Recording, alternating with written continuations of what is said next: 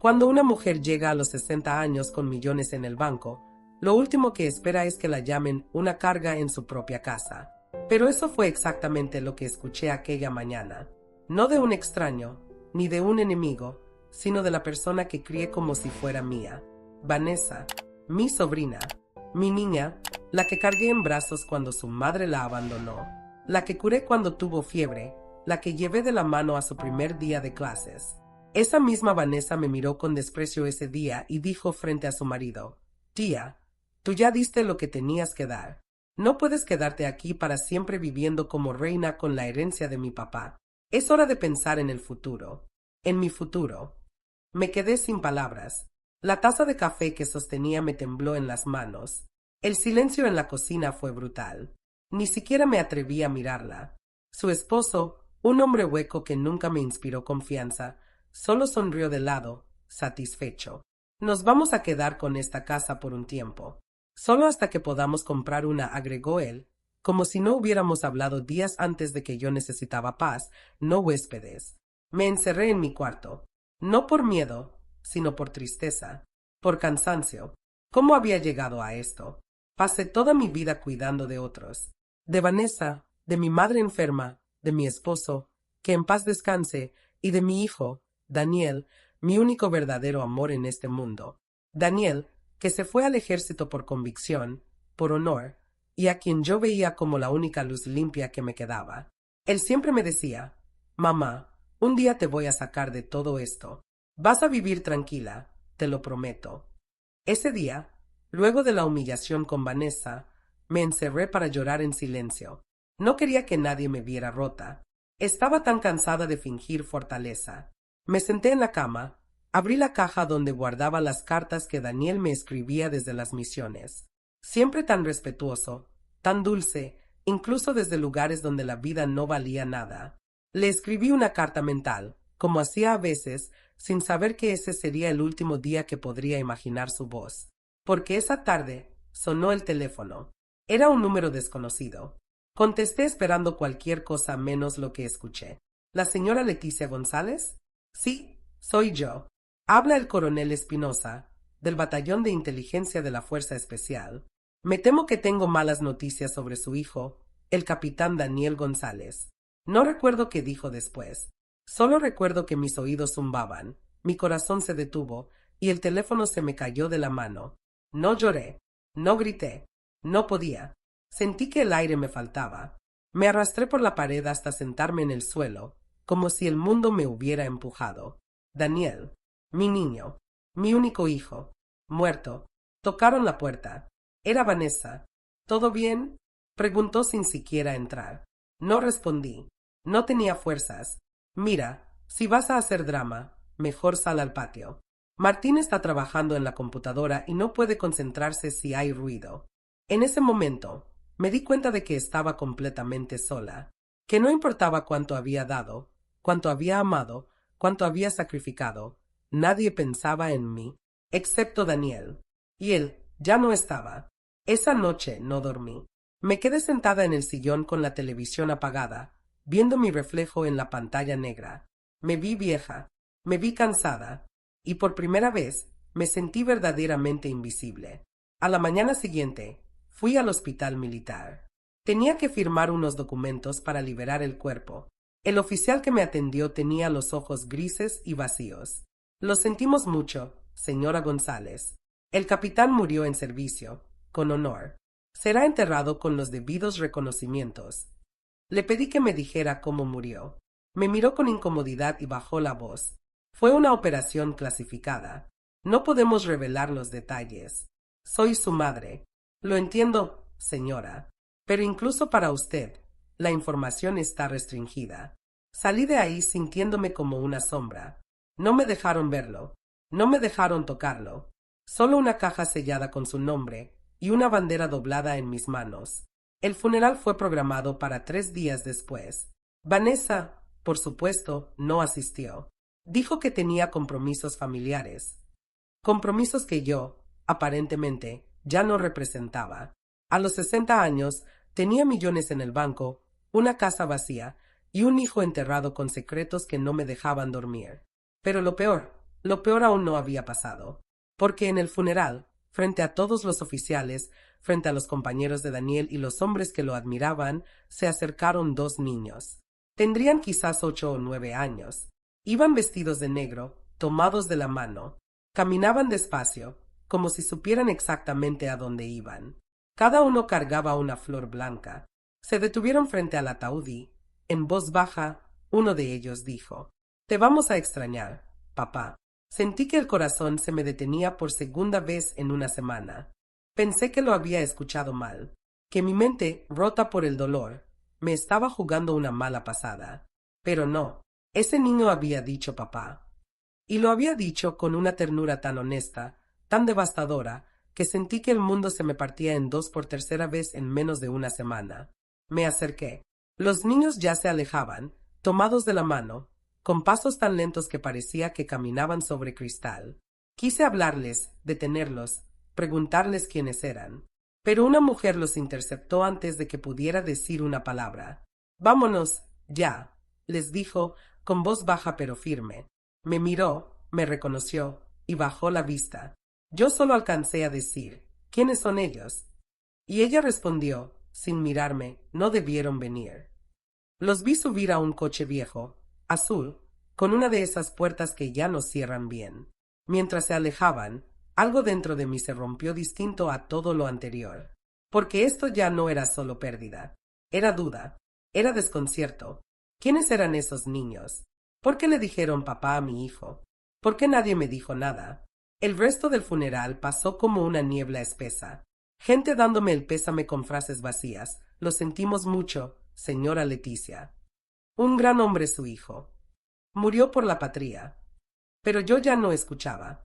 Yo solo tenía en la mente la voz temblorosa de ese niño diciendo esas palabras que no me dejaban en paz. «Te vamos a extrañar, papá». Esa noche me quedé sola en casa, sin flores, sin llamadas. Vanessa ni siquiera escribió. Daniel era su primo, el único que la trató como hermana, y ni así tuvo la decencia de aparecer. Me serví una copa de vino, pero no pude tragarla.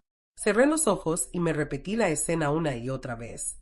Los niños, las flores, esa mujer. Algo no encajaba. A la mañana siguiente, volví al cementerio. No sabía por qué, tal vez esperando volver a verlos. Me senté en la banca frente a la tumba, aún fresca. Nadie más estaba ahí. El aire olía a tierra húmeda y a silencio. Me quedé horas. Nadie vino. Regresé el día siguiente, y el que siguió. A veces llevaba flores, otras solo me sentaba y hablaba en voz baja, como si Daniel pudiera oírme desde algún lugar. Le contaba lo que había pasado, lo de Vanessa, lo de los niños.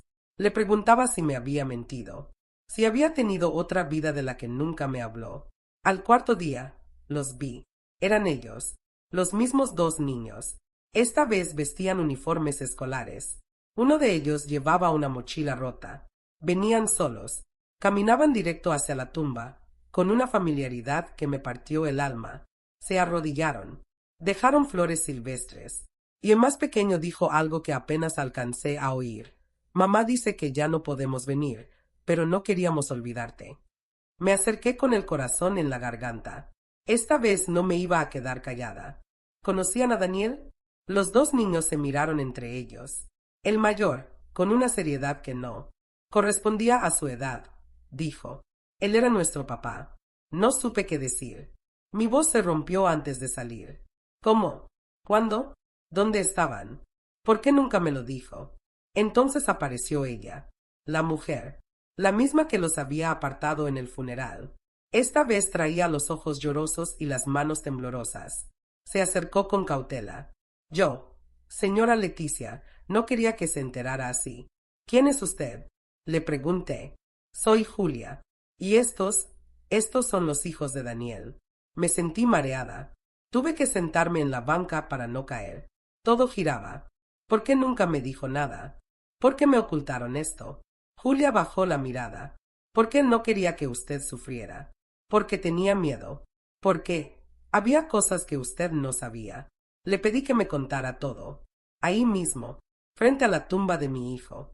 Y mientras los niños jugaban entre las lápidas, como si la muerte fuera solo una palabra sin peso, Julia me contó la historia que cambiaría todo lo que yo pensaba que sabía. Me dijo que conoció a Daniel en una base militar hace casi 10 años, que fue un amor imposible desde el inicio. Ella era enfermera civil, él, un oficial en misión, pero se enamoraron. Vivieron juntos en secreto por un tiempo, y cuando nacieron los gemelos, Daniel decidió alejarse por seguridad, porque ya lo estaban siguiendo, porque había hecho enemigos, porque alguien dentro del ejército sabía demasiado, y por eso fingió su muerte. Le pregunté con voz hueca. Julia negó con la cabeza. No, él nunca fingió su muerte. Él realmente murió. Hace 2 semanas. Pero en el ejército me dijeron. Lo sé, le mintieron, porque la versión oficial no puede admitir lo que él hizo. Porque Daniel desertó. Se fue para protegernos, y murió tratando de volver. Quería arreglarlo todo. Estaba a punto de regresar, de entregarse, de contarle todo. Mis manos temblaban.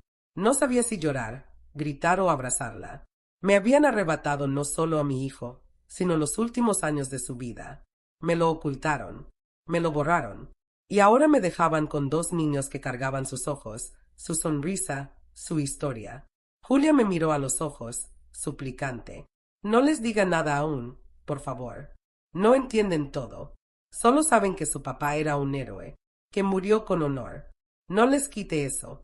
Y ahí, en medio de ese cementerio, rodeada de muertos y secretos, sentí algo que no había sentido en mucho tiempo. Una chispa, un fuego, no de rabia, sino de propósito. Tenía que saber más. Tenía que llegar al fondo de todo. Tenía que conocer a esos niños, porque ellos eran todo lo que me quedaba de Daniel. Hay dolores que no terminan con el entierro. Algunos apenas comienzan ahí, justo cuando la tierra cae sobre el ataúd y el silencio se instala en el alma. Así fue para mí, porque mientras todos lloraban la muerte de mi hijo, yo descubrí que apenas estaba naciendo otra verdad, una que nadie había querido contarme. Daniel tenía hijos, 2, y no solo eso, los había criado en secreto, escondido de mí. ¿Por miedo? ¿Por vergüenza? ¿Por protección? No lo sabía, pero lo que sí sabía era que, después de esa revelación, ya no podía quedarme quieta. No iba a dejar que lo único que quedaba de él desapareciera también. Esa noche, apenas volví del cementerio, me encerré en mi cuarto y saqué todas las cajas donde guardaba recuerdos de Daniel. Fotos, cartas, dibujos de cuando era niño, informes escolares, incluso la medalla que ganó en la secundaria por haber salvado a un compañero que se ahogaba. Cada objeto era como una puñalada, y cada uno me gritaba la misma pregunta. ¿Cómo fue que nunca me habló de ellos? ¿Tanto me había alejado que no se sintió con la libertad de contarme que tenía hijos? La culpa me comió viva. Recordé las veces que Daniel quiso hablar conmigo en privado y yo, ocupada en mis cosas, siempre decía, después, hijo, ahora no puedo. Tal vez ahí, en esos después, perdí la oportunidad de conocer su verdad. Tal vez él intentó decírmelo. Tal vez, a la mañana siguiente, fui hasta la dirección donde Julia me había dicho que vivían.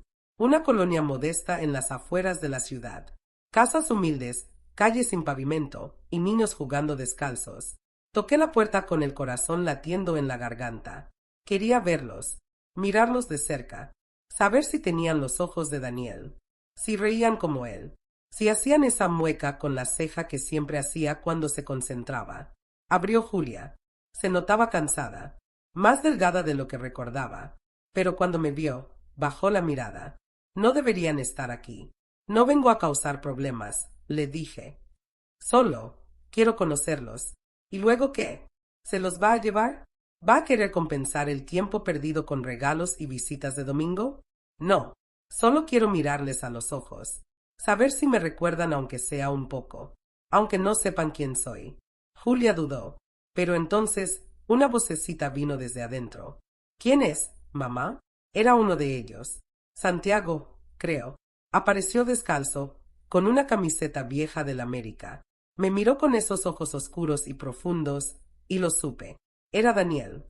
Su forma de pararse, de mirar, de fruncir el ceño. Era como ver a mi hijo a los 8 años otra vez. Santi, entra, dijo Julia rápido. Pero yo me arrodillé, con lágrimas que no podía contener. Hola, corazón, soy Leticia. ¿La del funeral?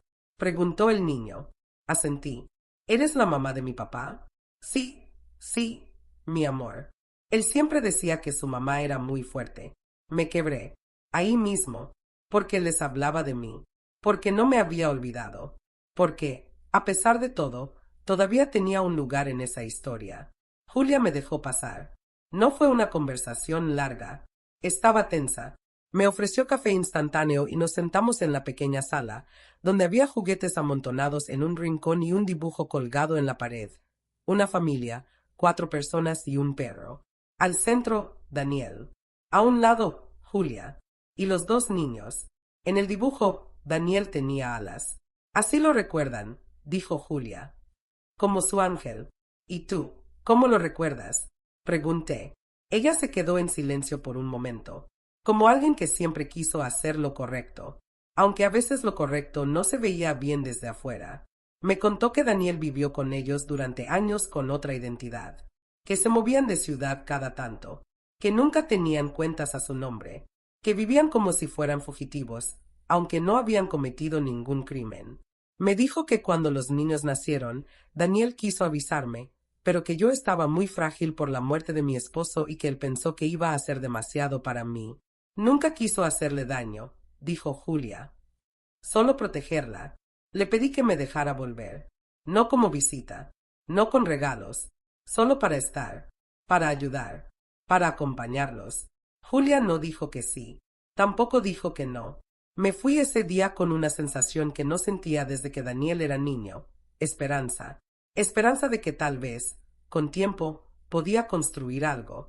No reemplazar lo perdido, pero sí rescatar lo que quedaba. Pero justo cuando pensaba que lo peor había pasado, una vecina me reconoció saliendo de la casa. ¿Usted es la mamá del soldado? Sí. Entonces debería saber que hay un hombre viniendo a preguntar por los niños. Vino 2 veces esta semana. No parece buena gente. Algo se apretó dentro de mí. Miré la calle, los techos bajos, la vulnerabilidad de todo. Julia y los niños no estaban seguros. Algo no estaba bien. Y lo que Daniel temía, tal vez aún estaba ahí, esperándolos. ¿Qué se supone que hace una madre cuando le dicen que su hijo está muerto, pero también le dicen que lo estuvo viendo hace apenas semanas? ¿Qué se hace con esa clase de verdad que no cabe en la cabeza? Porque eso fue lo que me pasó. Daniel murió, sí, pero también había estado vivo, con otro nombre, con otra vida, con una mujer, con 2 hijos, y con secretos tan grandes que terminaron por enterrarlo antes de tiempo. No sabía por dónde empezar, pero lo que sí supe desde el primer momento fue que no iba a quedarme con los brazos cruzados. Esa misma tarde, después de que la vecina me advirtiera que alguien venía a rondar la casa de Julia, volví a mi auto con el corazón acelerado. No era solo miedo, era una mezcla venenosa de coraje, confusión y una necesidad salvaje de proteger. Algo que yo no había sentido desde que Daniel era un niño y se me enfermaba por las noches. Me senté frente al volante, tomé aire y marqué el número del coronel que me había llamado para darme la noticia oficial de la muerte de mi hijo. Coronel Espinosa, buenas tardes. Soy Leticia González, la madre del capitán Daniel González. Sí, señora, claro que la recuerdo. ¿Todo bien? No. Necesito hacerle una pregunta directa y exijo una respuesta honesta. ¿Mi hijo estaba siendo perseguido? Hubo un silencio largo, incómodo. Señora, hay cosas que no podemos. Él tenía hijos. Tenía una vida escondida. Y alguien los está buscando. ¿Me va a decir que no sabía nada? No respondió. Solo dijo que me recibiría al día siguiente en su oficina, que no podía hablar por teléfono. Acepté. No me importaba lo que costara. Esa noche no dormí. Julia tampoco. Me llamó después de que salí de su casa. ¿Le dijo algo esa vecina a usted también? Me preguntó, con la voz quebrada. Sí. ¿Tú sabías algo? Daniel me lo había dicho antes de morir. Que si pasaba algo, si alguien empezaba a hacer preguntas, que fuera a un lugar. Me dejó una llave, una dirección. Pero no he tenido el valor de ir. Le pedí que fuéramos juntas. Al día siguiente, después de ver al coronel, iríamos a ese lugar. Sentí un nudo en el estómago, como si algo grande estuviera por romperse. A las 11 de la mañana entré al edificio militar. Me recibieron con miradas frías y pasos apresurados. Me sentaron frente a Espinosa. Esta vez, él no jugó al oficial amable. Su hijo, señora, desertó. Se fue sin autorización. Tomó información confidencial y desapareció. ¿Y por qué lo hizo? ¿Porque era un criminal? ¿O porque sabía algo que ustedes no querían que supiera? Esa no es su competencia, señora. Claro que lo es, porque ustedes me mintieron. Me dijeron que había muerto en misión. ¿Y ahora resulta que llevaba años escondido? Murió hace 2 semanas, en circunstancias extrañas. Lo encontraron en una carretera del norte. Tenía una identificación falsa. El cuerpo fue entregado por una tercera parte. ¿Y esa parte quién era? No podemos compartirlo. ¿Está usted protegiendo a quien lo mató? Me levanté. No quería escuchar más. No podía. Salí de ese lugar con más preguntas que respuestas. Pero una cosa era segura. Alguien quería que la historia de Daniel quedara enterrada. Y yo no iba a permitirlo. Recogí a Julia y nos fuimos al lugar de la dirección que le había dejado Daniel. Era una casa vieja, al final de un callejón en la periferia, abandonada por fuera, cerrada con candado. Julia temblaba mientras sacaba la llave de su bolsa. ¿Y si esto es una trampa? Susurró. Entonces caemos juntas. Entramos. El lugar estaba cubierto de polvo, pero no era una ruina. Había cosas adentro. Un escritorio, carpetas, un refrigerador pequeño, documentos escondidos bajo una loseta floja. Era como una cápsula del tiempo. Empezamos a revisar. Eran papeles de inteligencia, nombres, fotos, ubicaciones, informes con sellos oficiales y otros con tachones hechos a mano. Había una carpeta con el nombre Operación Alba y una nota pegada con cinta. Si estás leyendo esto, es porque no logré regresar. No confíes en nadie, ni siquiera en los que dicen estar de nuestro lado. El enemigo no usa uniforme. Cuida a los niños. Mamá, si llegas a saber todo esto, perdóname por no contarte. Te amé. Siempre te amé. Me arrodillé. Me quedé ahí, con esa nota en las manos, llorando en silencio.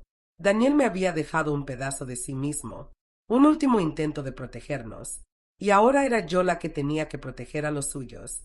Julia me mostró una foto dentro de un sobre. Era una imagen borrosa de un hombre con una cicatriz en el cuello, saliendo de un edificio del gobierno. En el reverso, Daniel había escrito: él fue el que lo autorizó todo. ¿Quién es? Le pregunté. No lo sé, dijo Julia, pero si Daniel dejó esta foto, es porque este hombre sabe por qué murió. Salimos de ahí con las carpetas en una mochila vieja. No sabíamos si estábamos cometiendo un delito o salvando nuestras vidas, pero algo me decía que el reloj había empezado a correr, que lo que Daniel temía ya venía hacia nosotros, y no iba a detenerse. Hay momentos en la vida en los que una ya no tiene miedo, no porque sea valiente, sino porque ha perdido tanto que ya no queda nada que le puedan quitar. Eso sentí al salir de aquella casa escondida, con los documentos en la mochila y el corazón hecho trizas. Por primera vez desde que enterré a Daniel, no sentí dolor. Sentí rabia. Una rabia fría, silenciosa, como un río subterráneo que lo arrastra todo. Porque alguien había silenciado a mi hijo.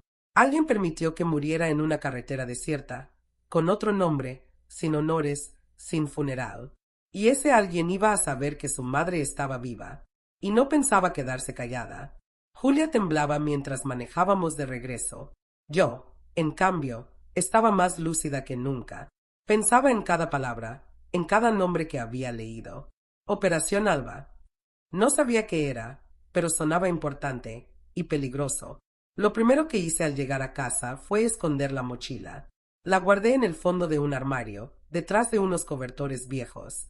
Luego, llamé a un viejo contacto de mi esposo, alguien que había trabajado con él en temas políticos años atrás, cuando yo aún era la esposa de un hombre influyente. ¿Leticia? Vaya sorpresa. ¿Todo bien? No.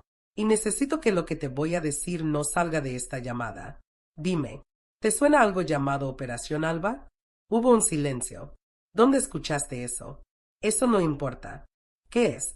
Leticia, no deberías estar preguntando eso. Esa operación fue clasificada. Muy arriba.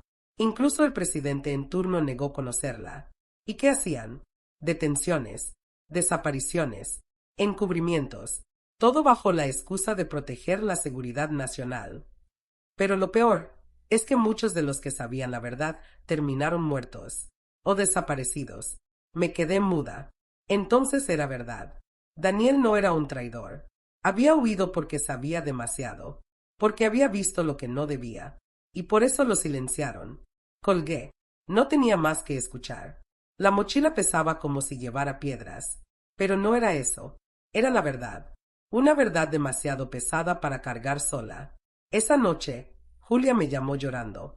Intentaron entrar a la casa. ¿Qué? ¿Estás bien? ¿Y los niños? Estamos bien. No lograron abrir, pero dejaron un sobre en la puerta, sin remitente. Me vestí sin pensar y fui directo con ella. El sobre tenía una sola hoja. 3 palabras escritas a mano: dejen de buscar. Ahí fue cuando entendí que esto ya no era solo un recuerdo. Era una advertencia, una amenaza. Alguien estaba vigilando. Sabían que teníamos los documentos y sabían que yo estaba metida. Julia me miró con los ojos abiertos como platos. Leticia, ¿qué vamos a hacer? Yo no tenía una respuesta, pero sí una convicción. No íbamos a retroceder. Al día siguiente, fui a la casa de Vanessa. Sí, mi sobrina, la misma que me había echado en cara vivir en la casa de su padre. Toqué la puerta. Me abrió su marido, con esa sonrisa falsa que siempre le conocí. ¿Qué hace aquí, señora Leticia? Vine a ver a Vanessa. Está ocupada. Dile que es sobre Daniel. Eso bastó. Ella apareció en la sala en menos de 30 segundos. ¿Ahora sí te interesa la familia? Me lanzó con veneno. Daniel tenía hijos. Ella se congeló. Por un momento, pareció genuinamente sorprendida. ¿Qué estás diciendo? Tenía gemelos, una mujer, una vida secreta, y ahora están en peligro. ¿Y qué esperas? ¿Que me encargue yo? Yo no soy madre. Tú lo criaste. Tú verás. Me fui sin decir más. Lo único que confirmé fue que con ella no podía contar. Me sentí más sola que nunca, pero también más decidida. Llamé a Julia. Vamos a sacar a los niños de la casa. ¿Y a dónde los llevamos? A mi casa. Al menos por ahora. Ahí estarán más seguros. Tengo alarmas, tengo vigilancia. Nadie los va a tocar. Esa misma noche, llegaron con maletas pequeñas, ropa doblada con prisa y caritas confundidas. Santiago me abrazó sin decir palabra. Emiliano me miró como buscando algo familiar en mi rostro. Tal vez lo encontró. Tal vez solo vio una vieja con miedo. Pero esa noche, cuando los acosté en la habitación de invitados y me senté afuera con Julia a tomar café, entendí que ya no se trataba solo de justicia.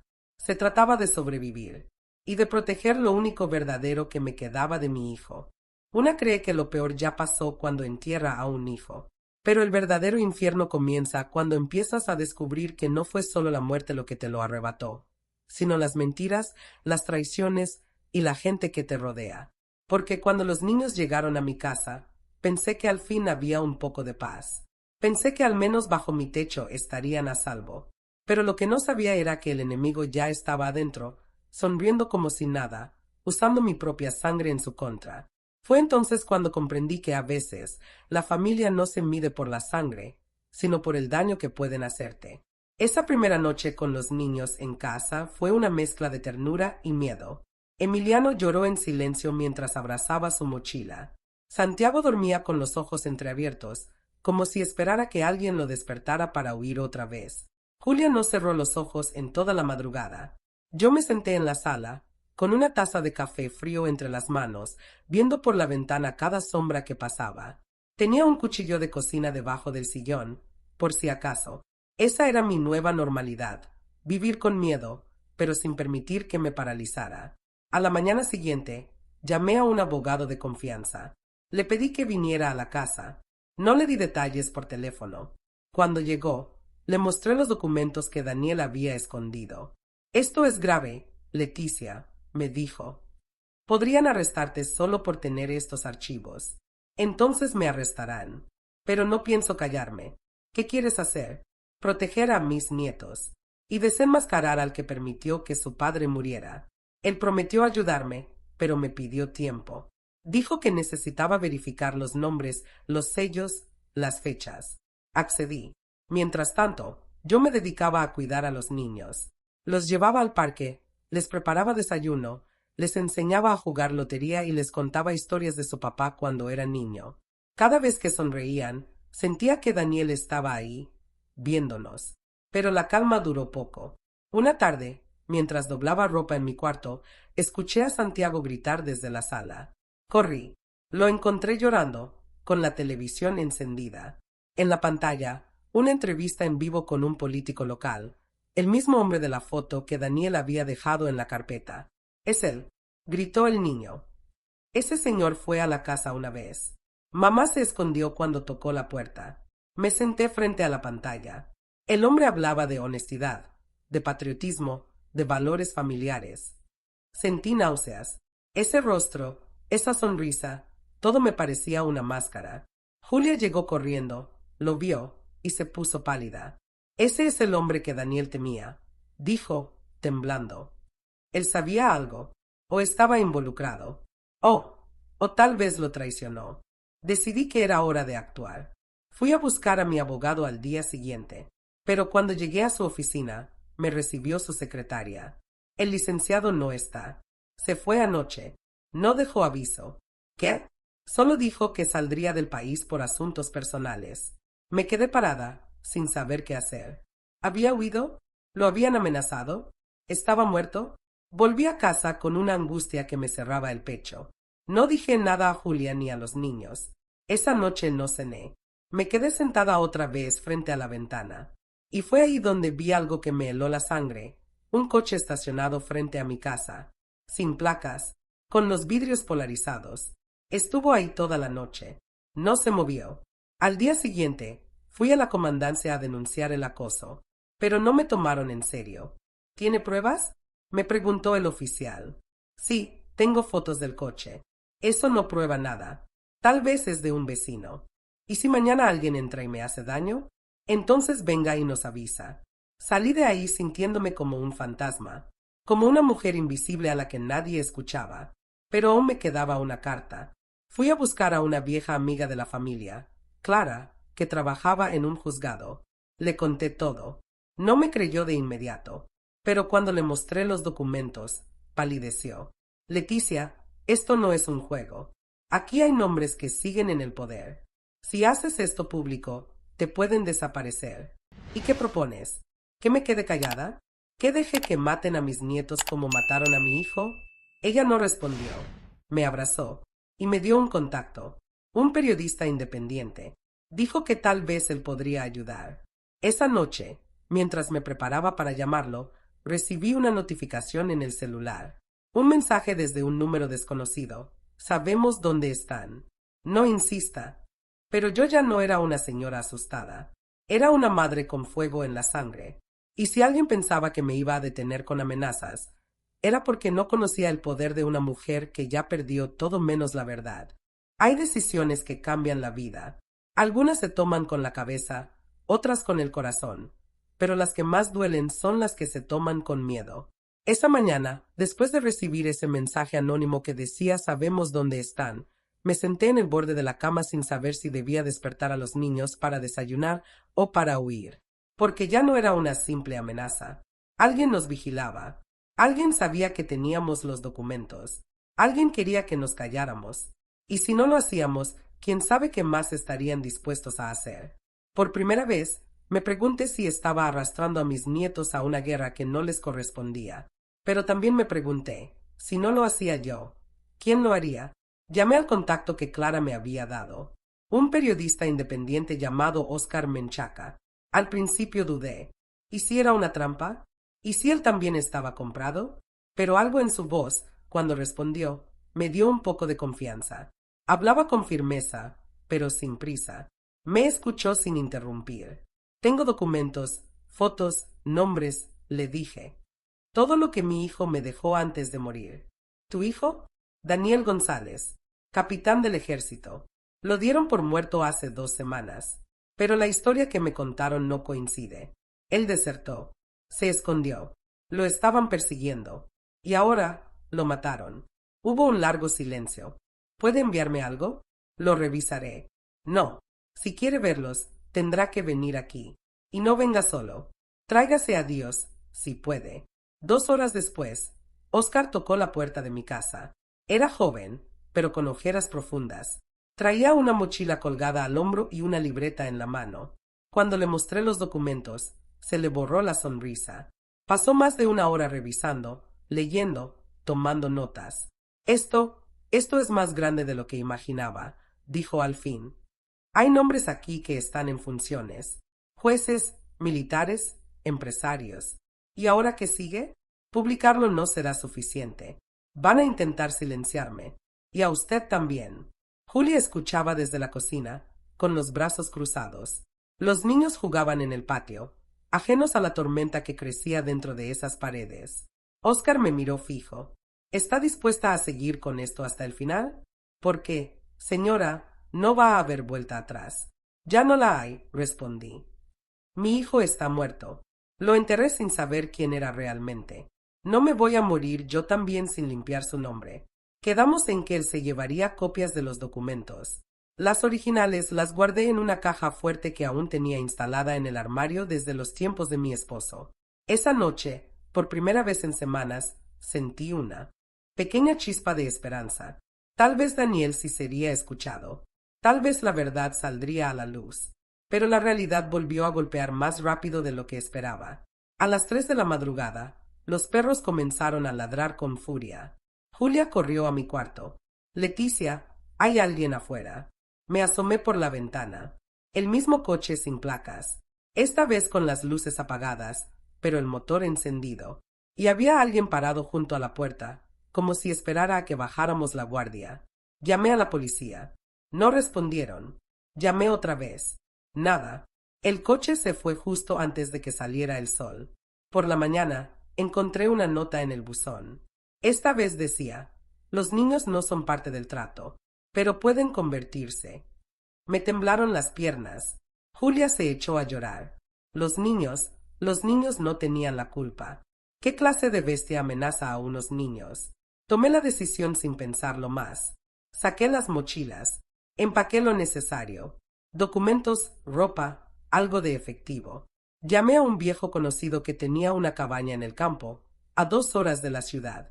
Le pedí las llaves. No preguntó nada. Solo me dijo: ve por ellas esta noche. No le dije a nadie más. Ni a Clara, ni a Oscar. Solo Julia. Nos iríamos antes del amanecer. Esa noche, antes de dormir a los niños, me senté junto a ellos en la cama. Les conté un cuento inventado, sobre un caballero que protegía a sus hijos de dragones invisibles. Santiago me miró serio. ¿Ese caballero era mi papá? Sí, le dije. Él los quiso tanto, que hizo todo por mantenerlos lejos del peligro. ¿Y tú eres como él? Me costó responder. No tan valiente, pero haré todo lo que pueda para protegerlos. Cuando por fin dormían, bajé a la sala. Julia estaba empacando medicinas. Me miró sin decir nada. Y yo supe que pensábamos lo mismo. Esa ya no era una historia sobre justicia. Era una carrera contra el tiempo. Porque si no nos movíamos ya, alguien más lo haría por nosotros. Hay viajes que no se hacen con maletas, sino con heridas. Y esa madrugada, cuando nos subimos al coche con los niños dormidos en el asiento trasero, supe que no estábamos huyendo por miedo, sino por amor. Porque había llegado a un punto donde quedarme era igual que rendirme. Y yo no me iba a rendir. No con los hijos de Daniel a mi lado. No con su sangre dormida en el asiento trasero, abrazando un peluche viejo, mientras afuera el mundo quería devorarnos. Salimos de la ciudad a las 4 de la mañana. Julia manejaba en silencio. Yo iba a su lado, con la pistola de mi difunto esposo envuelta en una bufanda dentro de mi bolso. Nunca imaginé tener que volver a sacarla. Pero ese día, algo dentro de mí se había apagado para siempre y otra parte, más dura, más fría, había nacido. No llevábamos celulares encendidos. Los apagamos todos, incluso el de los niños. No sabíamos si podían rastrearnos, si alguien nos seguía. El camino era largo, y a cada curva sentíamos que un coche negro aparecería de la nada. Pero no apareció nadie. Solo la niebla, el olor a campo mojado, y un silencio que parecía guardar algo que aún no entendíamos. Llegamos a la cabaña al amanecer. Estaba tal como la recordaba, pequeña, de madera, escondida entre árboles. Una chimenea rota, una cama desvencijada, pero lejos de todos, lejos del ruido, lejos de la amenaza. Los niños despertaron confundidos. Les dije que estábamos de vacaciones, que su papá también amaba ese lugar cuando era joven. Julia me miró, agradecida, sin decir palabra. Sabíamos que estábamos mintiéndoles, pero a veces mentirles a los niños es la única forma de no romperles el alma. Pasamos el día limpiando, organizando lo poco que teníamos. Mientras los niños jugaban con piedras y ramitas, yo revisaba los documentos otra vez, pero esta vez con más calma. Buscaba pistas, fechas, nombres, algo que me ayudara a entender por qué Daniel había terminado solo, muerto, con su historia borrada. Y entonces lo encontré. Era una hoja arrugada, casi al fondo de la carpeta. A simple vista no parecía importante, pero en una esquina, con letra apurada, Daniel había escrito una secuencia de números.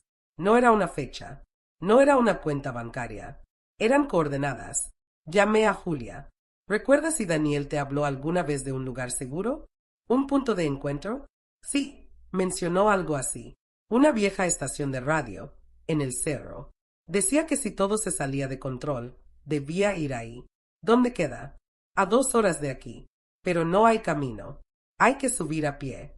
Esa noche, después de acostar a los niños, nos quedamos despiertas junto a una lámpara de gas, haciendo planes. Al día siguiente subiríamos. Solo las dos. Dejaríamos a los niños al cuidado del viejo casero que vivía cerca, un hombre sordo que apenas salía de su casa. Confiábamos en él. No teníamos otra opción. La subida fue difícil. El sol quemaba y el terreno era puro lodo y piedras. Pero cuando llegamos, ahí estaba, una estructura metálica oxidada, con una puerta de madera cerrada con candado. Lo forzamos. Dentro, polvo, telarañas y una caja de metal escondida bajo el piso falso. La abrimos, y lo que había ahí nos dejó sin aire. Una libreta de Daniel, con su letra, con detalles que jamás había compartido con nadie, fechas exactas de operaciones, nombres clave, descripciones de reuniones secretas entre oficiales corruptos. Y, en medio de todo, un nombre subrayado varias veces, el del político que había aparecido en la televisión. Daniel no solo había desertado, había intentado exponerlos, había reunido pruebas, y estaba a punto de entregarlas cuando lo silenciaron. Julia se arrodilló y comenzó a llorar. Yo solo la abracé, no por consuelo, sino por rabia, porque ahora teníamos algo más que miedo. Teníamos la verdad completa, pero no estábamos solas. Al bajar del cerro, vimos huellas recientes cerca de la cabaña, demasiado grandes para ser de los niños.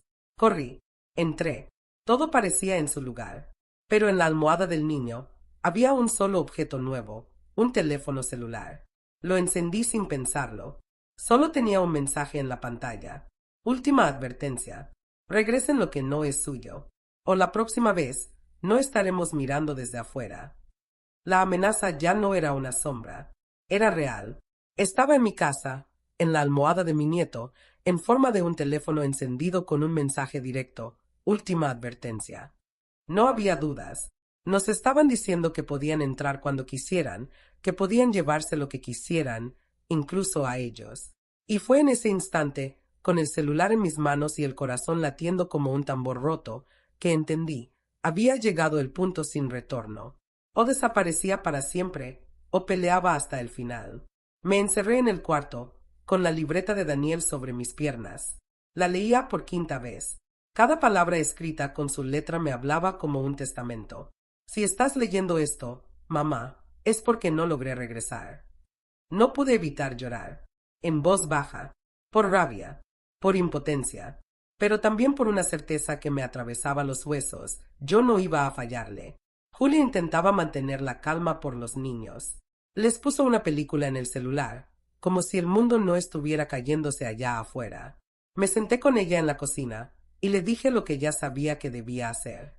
Tenemos que publicarlo todo. ¿Estás segura? Sí, aunque eso nos cueste la vida. Esa misma noche contacté de nuevo a Oscar, el periodista. Le pedí que viniera al día siguiente. Pero le advertí, esta vez no sería solo una nota. Esto sería una bomba. La madrugada fue eterna. No dormimos. Julia se quedó en la sala con un cuchillo debajo de la almohada. Yo estuve en la mecedora, escuchando cada crujido de madera, cada aullido lejano. A las 6 de la mañana, salí a ver si el coche seguía ahí. No había nada, solo la bruma del campo. A las 9, Oscar llegó. Traía una laptop, una cámara y el rostro tenso. Le mostramos la libreta. La leyó en silencio, tomando fotos, grabando videos. Esto no es una nota, dijo al fin. Esto es una confesión de guerra. ¿Lo vas a publicar? Le pregunté. Sí, pero antes tengo que preparar el terreno. Contactar a medios internacionales. Si lo lanzo yo solo, me van a desaparecer antes de que llegue al segundo párrafo. Acordamos que esa misma noche él se iría de regreso a la ciudad y prepararía el lanzamiento. A la mañana siguiente, los nombres, las pruebas, las fechas, todo estaría en la red. Y ya no habría vuelta atrás. Pero la vida, como siempre, tenía otros planes. Esa tarde, mientras preparábamos las mochilas para estar listos para cualquier cosa, Julia salió un momento al patio. Tardó más de lo normal. Cuando regresó, venía pálida. Leticia, no están los niños. ¿Qué? No están. Corrimos. Gritamos sus nombres. Revisamos cada rincón. La cabaña, el campo, los arbustos. Nada. Ni rastros. Solo sus chamarras colgadas en una rama. Me arrodillé. El mundo me giraba. Grité con toda mi alma. Pensé que me moría ahí mismo. Fue entonces cuando vi un sobre en el suelo, pegado con cinta al poste de la cerca. Lo arranqué de un tirón. Dentro había una nota. Ellos están bien, pero eso depende de usted. Quedan 24 horas para entregarlo todo. Ninguna publicación, ninguna llamada, o los niños no regresan. Julia se desmayó. Yo la sostuve como pude, sin saber si llorar o gritar. Todo se venía abajo. Todo, porque en este juego los inocentes siempre pagan. Encendí el teléfono viejo que había dejado apagado. Llamé a Oscar. Detén todo. ¿Qué pasó? Se llevaron a los niños. Hubo un silencio. Después, su voz cambió. Leticia, si detienes esto, ellos ganan. Si lo publico ahora, matan a mis nietos. ¿Qué parte no entiendes? ¿Y si no los devuelven? Entonces tú te encargarás de que el mundo lo sepa. Colgué. Me senté en el suelo, con la nota en las manos, como si fuera un puñal. 24 horas. Eso era todo lo que tenía. Esa noche, Julia no hablaba. Solo respiraba con dificultad. Yo me encerré en el cuarto de los niños. Olí sus almohadas. Abracé sus cobijas. Me prometí que no iban a morir. No si yo podía evitarlo. A la mañana siguiente, salí sola. Tomé la libreta de Daniel, la guardé en un sobre y me dirigí al lugar que la nota indicaba, una carretera vacía, en medio de la nada. Llegué puntual. Estuve ahí 1 hora. 2. Nadie apareció. Entonces sonó mi celular. ¿La señora Leticia González? Sí. Sus nietos están en el kilómetro 17, detrás del paradero viejo. Vaya sola. Y deje el sobre ahí. Fui. Dejé el sobre. Caminé hacia donde dijeron. Y ahí estaban. Sucios. Asustados. Pero vivos. Los abracé sin pensar. Grité de alivio. Julia llegó minutos después, llorando sin control. Habían cumplido su parte, pero yo no había dicho mi última palabra. Dicen que quien guarda silencio, otorga. Pero no. A veces uno guarda silencio no por rendición, sino por estrategia. Porque hay batallas que no se ganan gritando, sino esperando el momento justo para hablar. Y ese momento llegó para mí un mes después de recuperar a los niños. No fue con una explosión, ni con un escándalo. Fue con algo más poderoso, una verdad sembrada en tierra fértil, lejos del ruido, lejos del miedo, y con la fuerza de una madre que ya no tenía nada que perder. Los días siguientes al rescate fueron extraños. Julia no podía dormir. Yo apenas comía. Los niños regresaron distintos. No hablaban de lo que les había pasado. No preguntaban. Solo se abrazaban entre ellos y me seguían a todas partes como si temieran desaparecer de nuevo. Decidimos quedarnos en la cabaña un tiempo más. Apagué todos los teléfonos. No respondí correos. No vi noticias. Vivíamos como fantasmas, pero juntos. Y por un tiempo, eso fue suficiente. Oscar me escribió varias veces. Me rogó que retomáramos la publicación. Me mandó borradores. Me aseguró que tenía un plan para protegernos. Yo lo ignoré, hasta que un día, mientras lavaba la ropa en el lavadero detrás de la casa, escuché a Emiliano preguntarle a su hermano: ¿Tú crees que papá fue un héroe? Me quedé paralizada.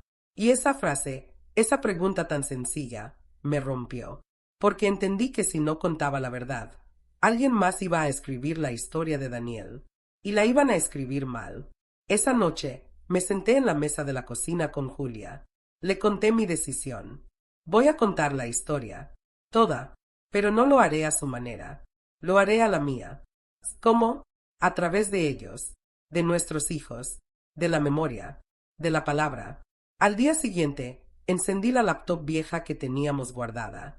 Escribí un correo a Oscar. Le dije que tenía mi permiso para publicar, pero bajo una condición: nada de nombres de los niños, ni de Julia, ni mío. Solo la historia. Lo demás, que lo entierren los que tengan miedo. Y así fue. 2 semanas después, apareció el artículo. No en un medio grande, no en la televisión. En un portal pequeño, independiente, leído por pocos, pero leído con atención. Se titulaba El soldado invisible, la historia que el Estado quiso enterrar. Las pruebas estaban ahí, la libreta, las coordenadas, las fotos, todo, sin nombres, pero con verdades. Al principio no pasó nada. Silencio, ninguna reacción. Pero luego comenzaron las grietas. Un exmilitar reconoció algunos documentos y filtró su testimonio. Un fiscal retirado denunció irregularidades en ciertas operaciones. Un reportero encontró coincidencias con desapariciones antiguas. Como piezas sueltas de un rompecabezas, la historia comenzó a tomar forma. El político que Daniel había señalado fue citado a declarar. No fue arrestado, pero su carrera se acabó. Su rostro desapareció de las pantallas.